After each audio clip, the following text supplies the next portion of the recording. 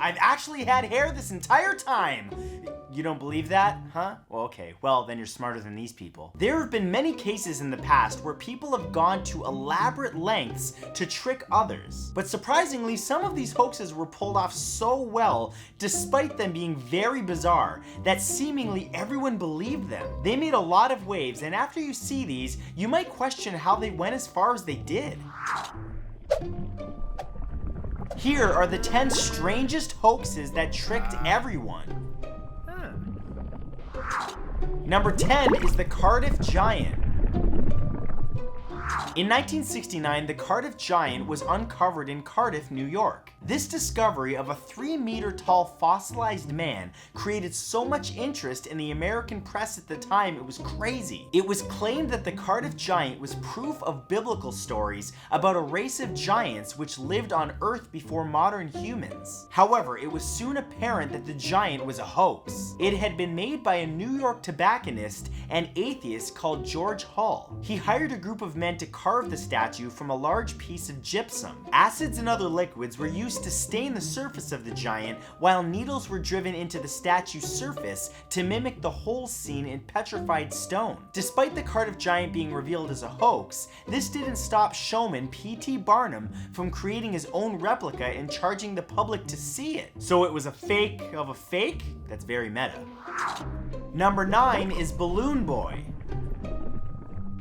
One of the strangest recent hoaxes is the 2009 Balloon Boy case in Denver. On October 15th of that year, the media reported that a 6-year-old boy's life was in danger. The boy's name was Falcon Heen, and his parents claimed that he had floated 2,100 meters into the air on board a homemade balloon, which was shaped like a flying saucer. Falcon's parents were distraught, and the authorities had no idea how to catch the balloon or bring the boy back down to safety. When the balloon finally landed more than 80 kilometers away from its original launch site, Falcon was nowhere to be seen. It was revealed that he was safe at home, and the entire event had been staged by his parents. Both parents were fined for the hoax and given short-term custodial sentences for their prank, which cost the emergency services thousands of dollars. Sounds like old YouTube videos when they used to do fake pranks and it was like, boy trapped in balloon in the air, question mark? I don't know, question mark means maybe it happened. Number 8 is Raelian cloning.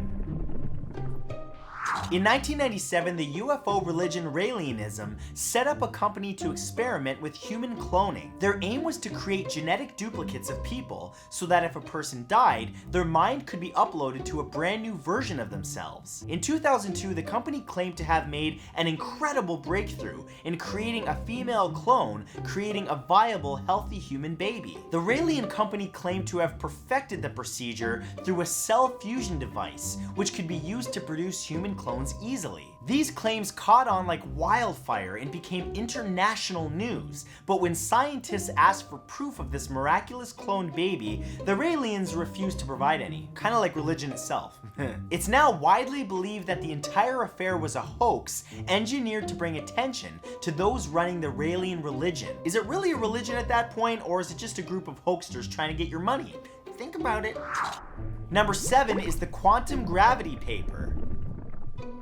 Also known as the SoCal affair, this hoax was devised to show how scientific publications sometimes publish papers without verifying the facts. The hoax was put together by a physics professor at New York University called Alan Sokal. He wanted to see if a respected scientific journal would publish a paper filled with nonsense. And that's exactly what happened. He submitted a paper to the Social Text Journal, which at the time did not use a peer review process, where other scientists would go over the paper before it was published. Instead, the editors there accepted the article and published it simply because of Alan Sokal's reputation. Because the paper was published without the editors realizing that it was essentially nonsense, this began an important debate about how scientific data is promoted to the public. It's like the beginning of fake news, except in the scientific community, so yeah, everything begins somewhere.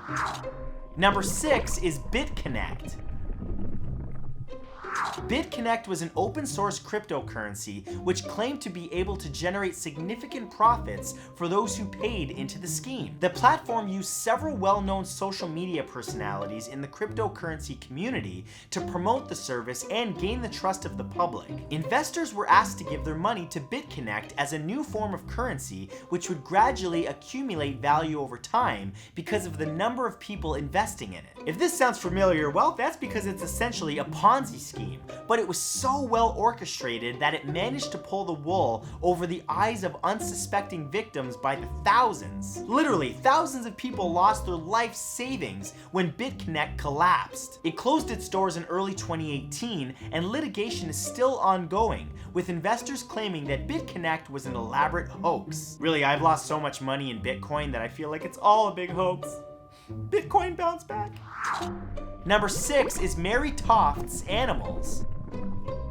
Mary Toft lived from 1701 to 1763 in England and carried out an elaborate hoax which fooled medical doctors at the time. As incredible as it sounds, Mary was giving birth to animals, mainly rabbits. Doctors themselves were even delivering these creatures who were always dead on arrival. You can kind of see where this is going. The news of this caused a great sensation at the time. However, King George I surgeon believed that the claims were nonsense. I wonder why, just popping out rabbits, nothing weird about that. Though Mary Toft had become famous by this time, the doctor proved that the entire affair was a hoax. As it turned out, Mary had been placing, embrace yourself for this, you already knew it was coming, the dead body parts of animals inside of her and then producing the species as if she had given birth to them.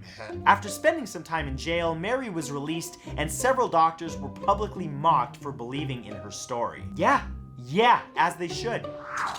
Number 4 is the Cottingley Fairies.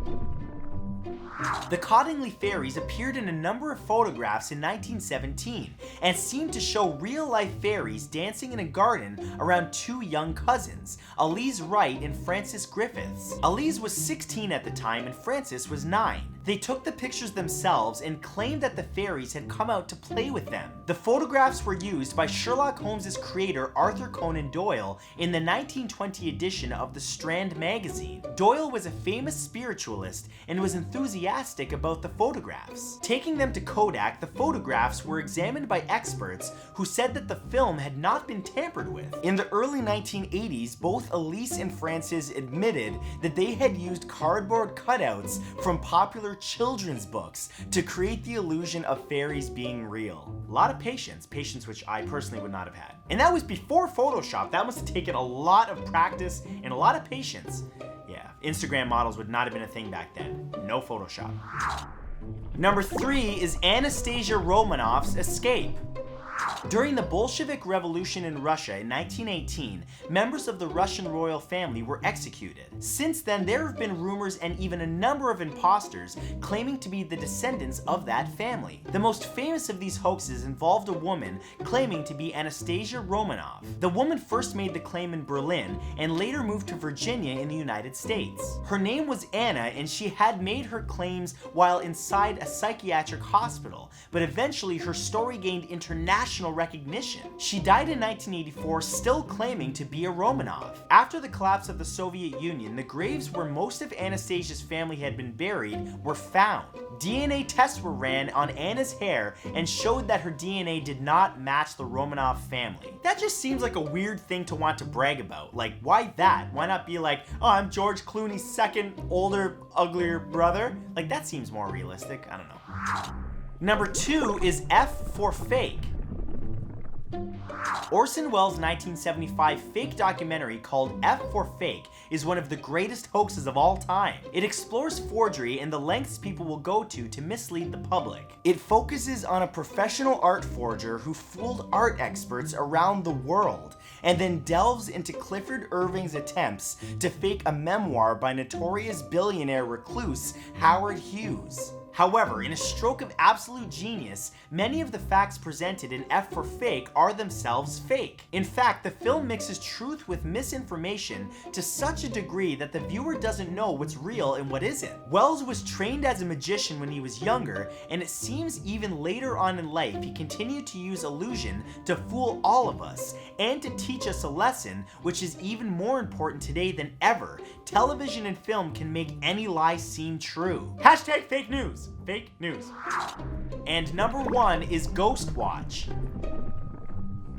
On Halloween night in 1992, the BBC broadcast a hoax to the UK which shocked its viewers. Called Ghost Watch, it was set up as a fake live show with a cast in a studio taking fake live phone calls. That, in addition to an on-site investigative team in a haunted house trying to investigate the paranormal phenomena there. As Ghost Watch progressed, the supernatural phenomena made itself known with terrifying effect. However, because the program was set up in a way which made viewers believe that it was real, this caused panic among the British public. Oh my god, ghosts are real, time to run. One of the viewers, Martin Denham, committed suicide after watching it. Though it is aged, Ghost Watch remains one of the most effective television hoaxes of all time and has been rebroadcast on British television since.